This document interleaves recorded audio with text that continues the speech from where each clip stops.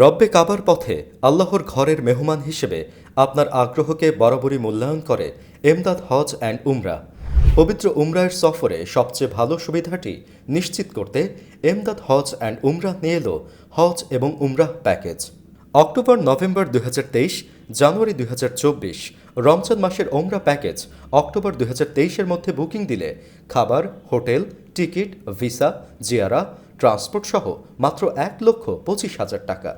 এই সাশ্রয়ী প্যাকেজটি নিতে বিমানের টিকিট শেষ হওয়ার আগে বুকিং নিশ্চিত করুন।